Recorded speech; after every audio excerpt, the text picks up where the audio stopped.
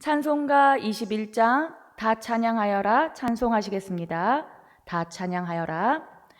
다 찬양하여라 전능왕 창조의 주께 내 호나 주 찬양 평강과 구원의 주님.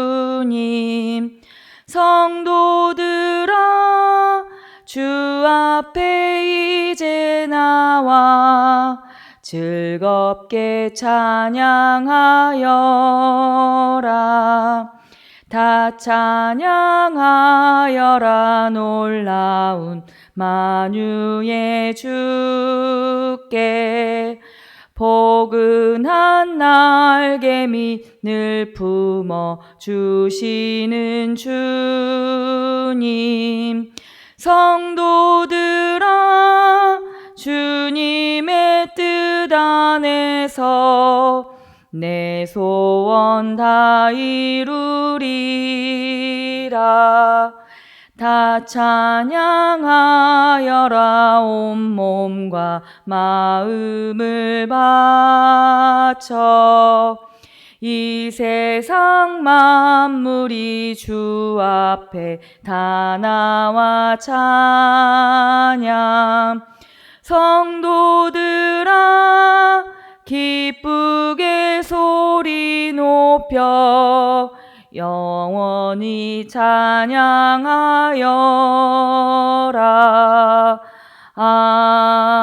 아멘. 오늘 하나님께서 우리에게 주신 말씀은 출애굽기 19장 14절부터 25절 말씀입니다. 출애굽기 19장 14절부터 25절 말씀입니다. 제가 봉독해 드리도록 하겠습니다. 모세가 산에서 내려와 백성에게 이르러 백성을 성결하게 하니 그들이 자기 옷을 빨더라. 모세가 백성에게 이르되 준비하여 셋째 날을 기다리고 여인을 가까이 하지 말라 하니라. 셋째 날 아침에 우레와 번개와 빽빽한 구름이 산 위에 있고 나팔 소리가 매우 크게 들리니 진중에 있는 모든 백성이 다 떨더라. 모세가 하나님을 맞으려고 백성을 거느리고 진에서 나오매 그들이 산 기슭에 서 있는데 시내산의 연기가 자욱하니 여호와께서 불 가운데 거기 강림하시리라. 그 연기가 웅기 가마 연기같이 떠오르고 온 산이 크게 진동하며 나팔 소리가 점점 커질 때에 모세가 말한즉 하나님의 음성으로 대답하시더라.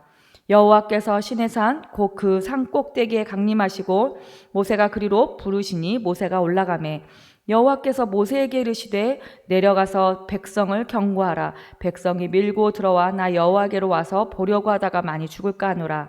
또 여호와께 가까이 하는 제사장들이 그 몸을 성결하게 하게 하라. 나 여호와가 그들을 칠까 하노라. 모세가 여호와께 아뢰되 주께서 우리에게 명령하여 이르시기를 산 주위에 경계를 세워 산을 거룩하게 하라 하셨사온즉 백성이 시내산에 오르지 못하리이다. 여호와께서 그에게 이르시되 가라. 너는 내려가서 아론과 함께 올라오고 제사장들과 백성들에게 경계를 넘어 나 여호와께로 올라오지 못하게 하라. 내가 그들을 칠까 하노라. 모세가 백성에게 내려가서 그들에게 알리니라. 아멘. 이제 시작되어진 추석 명절 연휴입니다. 가족들을 만나기 위해서 준비하고 계시는 성도님들에게 축복하고 좋은 시간들을 보내기를 소망해 봅니다. 우리가 추석 명절 가족을 만나기 위해서 준비해야 할 것들이 참 많습니다. 선물을 준비한다거나 아니면 여행을 가야 하는 여정들을 준비하기가 우리 지금 바쁜 일정 가운데 있으실 것입니다. 이렇게 인간이 인간을 만나는데도 참 그에 대한 준비가 필요합니다. 하물며 죄악된 그 인간이 이 거룩하신 하나님을 만나는데 준비해야 할 것은 당연한 거고 말할 필요가 없을 것입니다. 오늘 본문은요, 사랑이 많으신 하나님께서 드디어 이스라엘 백성들과 시내산 언약을 맺기 위해서 또 인간들을 만나기 위해서 준비해야 될 것들을 모세를 통해서 말씀하고 있는 본문입니다.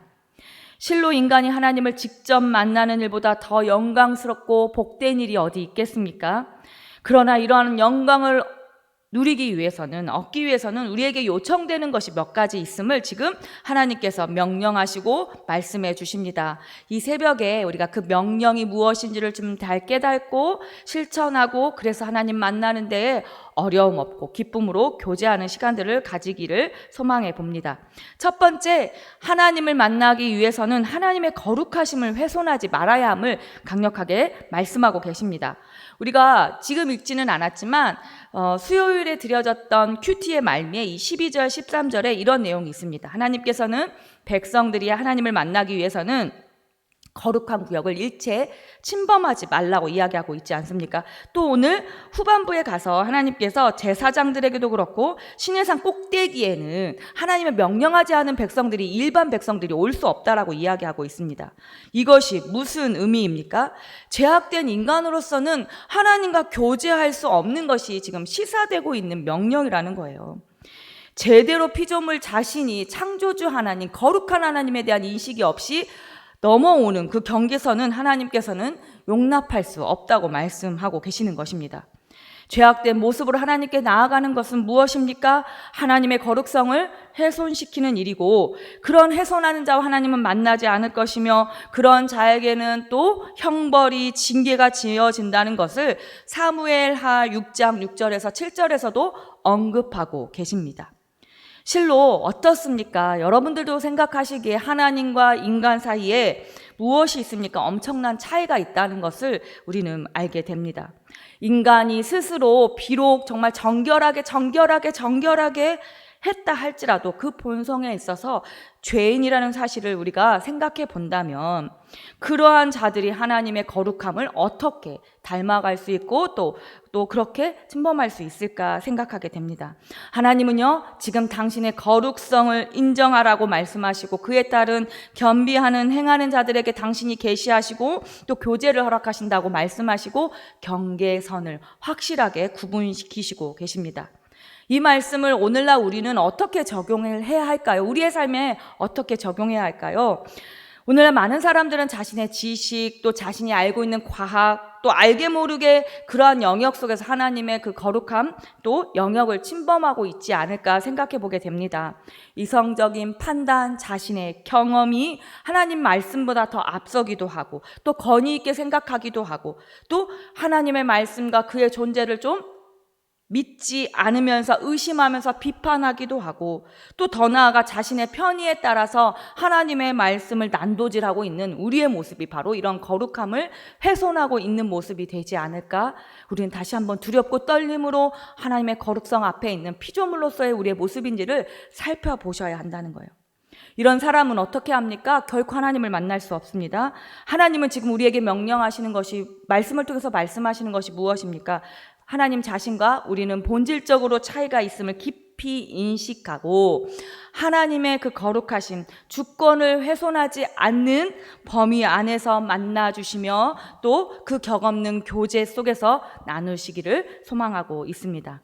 오늘이 소망교회 여러분, 우리도 다시 한번 하나님 앞에서 우리의 존재가 무엇인지를 좀 잘 분별하고, 피조물로서의 인식이 갖춰진 뒤에 하나님을 만나고자 하는 소원함이 있기를 소망합니다. 이 새벽 하나님을 만나는데요, 그 만남의 대리자가 누구여야 하는지, 중보자가 누구여야 되는지, 우리가 직접적으로 만날 수 있는 것이 무엇 때문인지를 또 살펴보셔야 한다는 거예요. 이 아침 거룩한 하나님 앞에 우리가 나아갈 수 있는 것들을 감사할 수 있고, 또 그 거룩한 하나님 앞에 우리가 어떻게 나아가야 되는지를 좀 세밀하게 말씀을 통해서 만나기를 원합니다. 둘째로, 이렇게 거룩한 하나님을 만나기 위해서는 우리의 영혼이 성결해야 한다고 말씀하고 있습니다.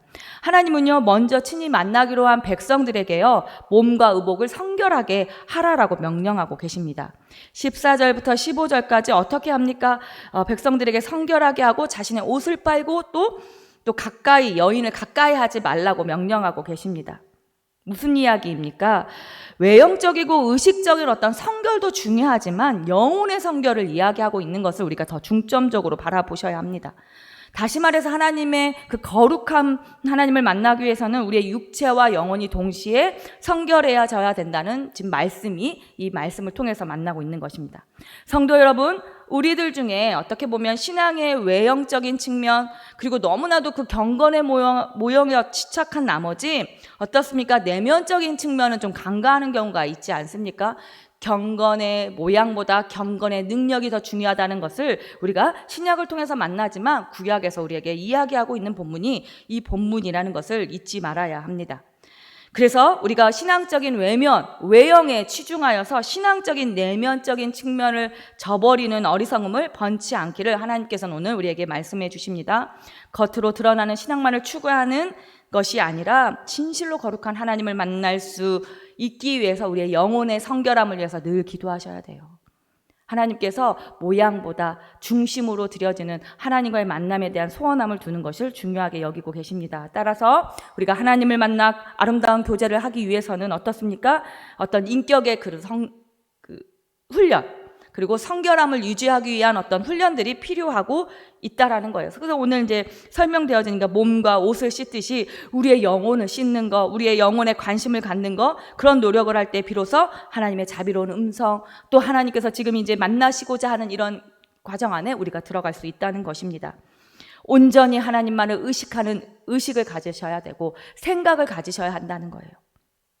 하나님을 만나고자 하는 자는 하나님보다 다른 것을 사랑해서는 안 될 것이고, 또 하나님보다 다른 것에 대한 관심을 가져서는 안 된다는 거예요. 이걸 우리에게 어떻게 적용해 볼 수 있을까요?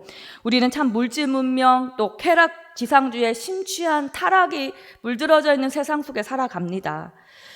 그래서 그런 관계 속에서 성도로 살아가기에 참 버거운, 힘든 이 세대 속에서 살아가고 있습니다. 어떻습니까? 하나님을 참 섬긴다고 이야기하면서도 온종일 자신의 쾌락, 자기의 육체적인 소욕을 쫓아서 할애하고 있지는 않은지를 살펴보아야 합니다. 여러분의 24시간을 좀 돌아보시기를 원합니다. 물질의 11조를 드리는 것은 참 자연스럽게 받아들이는데 시간의 11조를 드리는 우리의 삶은 어떠한지, 그래서 한번 따져보세요. 시간의 11조를 계산해 보시면 우리의 삶의 중요한 우선순위가 어디에 두고 있는지를 적나라하게 볼 수 있다는 것입니다. 우리의 시간의 11조가 하나님보다 어떤 우리의 육체적인 소욕과 우리의 어떤 관심의 분야가 먼저 앞서져 있다면 하나님을 만나기가 쉽지 않고 녹록지 않다라는 것을 말씀하고 있습니다. 이에 하나님께서 우리와 교제를 위해서 우리가 육체적인 소욕, 우리의 관심의 분야를 돌이키셔야 돼요. 하나님 바라보며 영혼의 성결함을 추구하셔야 합니다. 이제 우리의 바빠진 일손, 또 육체의 만족을 추구하던 어떤 모든 활동들을 좀 멈추시고 하나님을 좀 대면하고자 하는 간절한 소망이 담겨져 있는 이 새벽의 아침이 되어지기를 소망합니다. 성도 여러분, 보다 체험적이고 또 생생하게 확신 있는 신앙생활을 하기 위해서는 어떻습니까? 하나님을 만나고 하나님을 경험해야 합니다. 그런데 이것이 하나님을 만나는 것이 우리의 의지적인 마음대로 될 수 있는 것은 절대 아니라는 거예요. 하나님의 도우심이 필요하고 하나님께서 우리를 만나주셔야 가능한 일이라는 거예요. 그러기 위해서 지금 만남에 대한 하나님께서 오늘 본문을 통해서 어떻게 해야 되는지 말씀하고 있지 않습니까? 준행하는 우리 성도님들이 다 되었으면 좋겠습니다. 우리가 먼저 거룩한 하나님의 성품, 속성을 인정하고 내가 겸손하게 피조물임을 또 깨닫게, 그리고 그 전인격적으로 우리가 성결하기 위해서 온 마음과 온 영혼과 온 행동에 대한 성결함을 추구하셔야 돼요. 육체적인 소욕을 억제하고 하나님의 원하시는 성령의 소욕을 따라가는 우리가 되기를 소망해 봅니다. 이렇게 준비되어졌을 때 어떻게 됩니까? 하나님께서 드디어 우리를 만나시겠다라고 말씀하고 계십니다. 하나님의 임재가, 여호와의 강림이 지금 임하고 있는 장면이 바로 이 19장 후반절의 말씀입니다. 16절부터 25절까지의 강림의 사건의 내용이 다루어지고 있습니다. 성결 준비를 하고 난 뒤에 드디어 하나님의 여호와의 강림이 일어납니다. 우레는 소리가 나고 또 번개가 번쩍이고 이런 자연현상들이 등장합니다. 이 의미가 무엇일까요? 이것은 하나님의 영광을 상징하고 있는 것이라는 거예요. 하나님의 위엄에 찬 임재는 자연현상을 동반합니다. 하나님의 초월적인 위엄과 영광이 지극히 작은 일부로 나타내주고 있다는 것을 말해주고 있습니다. 또한 16절 하반절에 어떻게 등장합니까? 나팔 소리와 힘이 크다라고 이야기하고 있는 것처럼 이 나팔이 갖고 있는 뜻이 무엇입니까? 뿔이라는 것을 의미하고 있고요. 우리가 구약 성경에 이것들을 해석해 보면 어떻습니까? 초자연적인, 또 여호와께서 시내 산에 임재하실 때, 강림하실 때에 호위하던 그런 천사들에 의해서 울려 퍼지는 것으로 해석해 볼 수 있습니다. 주석가들은 그렇게 해석합니다. 그런데 우리가 신약에 넘어와서 또 이것들을 찾아보면 어떻습니까? 그리스도의 재림 때와 마찬가지로 좀 같은 현상이 일어납니다. 하나님 앞에 나아갈 때에 예수께서 그리스도께서 재림하실 때 이런 신호와 같은 표현들이 어떻게 등장하냐면 마태복음 24장 31절, 고린도전서 15장 52절처럼 나팔 소리와 강림하시는 그 예수 그리스도의 재림이 사건이 다루어지고 있다는 것입니다. 사랑하는 믿음의 성도 여러분, 인간은 하나님 앞에 나아갈 때 두렵고 떨림으로 나아갈 수밖에 없습니다. 그러나 우리가 그 하나님 앞에 나아갈 수 있는 것은 또 하나님의 은혜입니다.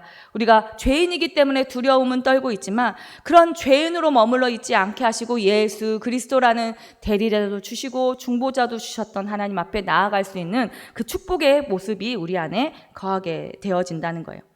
그래서 이렇게 하나님 앞에 나가는 것이 두렵고 떨림이고 또 죄인이지만 하나님께서 그것을 불가능한 일이 아니게 하신 게 무엇입니까? 바로 지금 본문 안에 대리자를 사용하고 계신다는 거예요. 바로 모세입니다. 19절부터 25절까지 어떻게 됩니까? 모세를 부르시고 모세가 그 하나님 앞에 나아감으로 어떻게 되어집니까? 하나님의 음성을 듣고 있지 않습니까? 나팔 소리는 점점 크게 울려지고 정말 두렵고 떨림으로 산 아래에 백성들은 하나님의 음성을 듣고 있는 모세의 모습을 보고 있다는 거예요. 모세는 하나님 앞에 그 임재 앞에 두려움으로 떨고 있지만 하나님이 부르시고 대리자로 사용하셨기 때문에 그가 지금 하나님 앞에 백성들을 인도하는 사람으로 이어집니다. 모세가 어떤 사람입니까? 이스라엘 민족의 지도자이고 또 하나님을 선택받은 대리자입니다. 하나님의 선택받은 대리자이면서 또 하나님의 음성을 좀 증거하는 대변자의 삶을 살아가는 자 아니겠습니까? 광야 생활 기간 동안에 백성의 대변자로서 그는 그 자세를 잃지 않았습니다. 그 성실한 어떤 자세가요, 이 이스라엘 백성이 하나님 앞에 범죄할 때마다, 죄악을 저지를 때마다 진노도 맞게 하셨고, 또 이스라엘 백성들이 무사히 가나안에 정착할 수 있도록 도움을 주었던 사람이 이 대리자이고 대변자인 모세였던 모습을 보게 하신다는 거예요. 오늘날에도 우리에게는 그런 대리자, 완벽한 대리자가 있습니다. 누구입니까? 예수 그리스도이십니다. 우리의 죄를 속량하시고 십자가에 달리신 완전한 대리자이시고 중보자 되신 예수 그리스도이십니다. 그 예수 그리스도를 믿는 자는 하나님과 세상에 속에서 분명하게 하나님께 나아갈 수 있는 자입니다. 그래서 우리가 모세의 대리자가 또 예수 그리스도라는 사실을 기억하면서 소망을 품을 수 있고, 또 이제 어떻습니까? 이제 예수 그리스도가 우리에게 맡겨주신 사명이 무엇입니까? 이제 하나님과 세상 사이에 대리자로서 거룩한 백성으로서 살아가는 사명자로 또 부르셨다는 것을 기억하셔야 돼요. 하나님께서 이 구약 속에서 이스라엘 백성들에게 주신 명령이 무엇입니까? 광야 생활을 통해서 가나안 생활을 통하여서 하나님의 온전한 예배자로 거룩한 백성으로 거듭나게 하셨지 않습니까? 그 거듭난 백성들은요, 제사장으로서의 삶, 또 선지자로서의 삶, 또 선포하는 어떤 예언자로서의 삶을 살아가야 한다는 거예요. 그러기 위해서 오늘 정결함도 유지하고 거룩함을 덧입기 위하여 우리가 날마다 예수 그리스도의 보혈에 의지하여서 나아가는 것들, 부단히 살아가야 하는 것들이 우리 본문을 통해서 만나게 됩니다. 구약이 우리가 성경에 있어서 예언적이고 모형적인 거라면 이제 신약은 그 신약에 대한 열매들, 실천적인 것들이잖아요. 그러면 이게 우리의 삶 안에 적용되어져야 되는 거예요. 지금 모세가 대리자였다면 이제 우리가 이 신약 시대를 살아가고 현대 시대를 살아가는 자로서 모세의 모습처럼 세상과 하나님 사이에 대리자로 살아가야 한다는 것을 명심하게 살아가야 한다는 거예요. 믿음의 성도 여러분, 말씀을 맺고자 합니다. 예수 그리스도의 힘입어 이제 하나님과 더욱더 친밀한 교제를 하시는 우리 성도님들이 되셨으면 좋겠고, 언약 맺은 존귀한 자로, 지금 시내산 언약을 맺은 존귀한 자로 이제 이 세상의 빛과 소금의 또 거룩한 백성으로 사명자로 살아가는 우리 성도님들, 승리하는 성도님들이 다 되어주시기를 간절히 축복하고 기도합니다. 기도하겠습니다. 하나님 아버지, 우리에게 은혜를 베풀어 주시고 거룩한 하나님과 언약의 백성으로 또 맺어주시는 그 하나님의 사랑에 감사드립니다. 이를 위하여 하나님 아버지, 우리가 정결 의식을 잊지 않는 자 되게 하여 주시옵소서. 외형적인 경건의 모양만 있는 것이 아니라 내면적인 경건의 능력도 갖추는 당신의 사명자로 살아가게 하여 주시옵소서. 이를 위하여 우리의 대리자 되시고 중보자 되신 예수 그리스도의 보혈의 힘을 의지하여 오늘도 살아가는 우리가 되게 하여 주시옵소서. 주님 그렇게 우리를 사용하여 주시옵소서. 예수님의 이름으로 기도드립니다. 아멘. 우리 찬송가 361장 1절 4절 찬송하시고 주기도문으로 새벽 예배 마치겠습니다. 361장 1절 4절 하겠습니다. 기도하는 이 시간 주께 기도하고 우리 구세주 앞에 다 나가네. 믿음으로 나가면 주가 보살피사 크신 은혜를 주네. 거기 기쁨 있네. 기도 시간에 복을 주시네. 고난 내 마음 속에 기쁨 충만하네. 기도하는 이 시간 주를 의지하고 크신 은혜 구하면 꼭 받으리라. 의지하는 마음에 근심 사라지고 크신 은혜를 주네. 거기 기쁨 있네. 기도 시간에 복을 주시네. 고난 내 마음 속에 기쁨 충만하네. 주기도문 하심으로 새벽 예배 마치겠습니다. 하늘에 계신 우리 아버지, 아버지의 이름을 거룩하게 하시며 아버지의 나라가 오게 하시며 아버지의 뜻이 하늘에서와 같이 땅에서도 이루어지게 하소서. 오늘 우리에게 일용할 양식을 주시고 우리가 우리에게 잘못한 사람을 용서하여 준 것 같이 우리 죄를 용서하여 주시고 우리를 시험에 빠지지 않게 하시고 악에서 구하소서. 나라와 권능과 영광이 영원히 아버지의 것입니다. 아멘. 이 시간 우리 말씀을 생각하면서 기도하기를 소망합니다. 하나님께서 이스라엘 백성들과 시내산 언약을 맺으면서 우리에게 명령하시는 그 조항들을 기억하기를 소망합니다. 거룩한 백성으로 살아가기 위하여 하나님의 거룩함을 훼손하지 않는 겸손한 자가 해달라고 기도해 주셨으면 좋겠고, 또 이를 위하여 예수 그리스도의 보혈의 피에 의지하여서 또 다시 한번 예수 그리스도의 소망을 두고 살아가는 우리가 되게 해달라고 기도해 주시고, 이제 하나님과 세상의 대리자로서 제사장으로서 삶을 살아가는 거룩한 백성으로 살아갈 수 있도록 해달라고 말씀을 생각하시면서 기도해 주시고, 또 오늘의 소망교회 사역을 위해서 같이 기도해 주시고, 또 아픈 한우들을 위해서 같이 기도해 주시고, 또 가지고 나온 기도의 제목을 가지고 깊게 더 기도하면서 나아가겠습니다. 기도하겠습니다. 아버지 하나님, 이 시간 우리 안에 주님의 영을 부어주셔서 성령 께서 우리의 마음을 다스려 주셔서 거룩한 백성으로 살아가야 되는 하나님 아버지의 성결의 비결을 오늘 말씀을 통해서 깨닫게 하시고 묵상하게 하여 주시옵소서. 오늘 소망교회의 하나님 비전과 하나님 아버지의 목의 절약 가운데 함께하여 주셔서 한반기에도 하나님 아버지 주님이 부어주시는 은혜로 충만케 하여 주시옵소서. 오늘의 소망교회 하나님 아버지여, 아픈 한우들을 위해서 기도하오니 중보하오니 여유라 라파에 주의 하나님이 임하여 주시옵소서.